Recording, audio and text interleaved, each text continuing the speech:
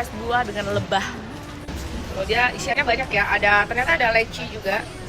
Ada leci tuh. Terus pakai pepaya, nanas, apa ini ya? Banyak sekali sih dalam satu gelasnya ini. Kita coba dulu ya.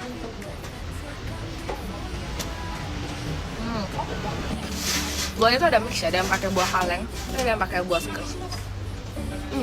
Lihat tuh, lebahnya sampai dikelilingi, aku dikelilingin lebah lagi makan. Karena tadi lebahnya belum ada ya, karena ada ini nih, minuman ini. Tuh lihat, minum ditemenin lebah. Kata engkau yang jual, kalau kita nggak ganggu, lebahnya nggak bakal nyengat. Jadi santai aja sih, jadi jangan merasa panik mungkin ya. Karena dari tadi dia juga dikelilingin sama lebah. Rasanya sih enak ya, seger manis.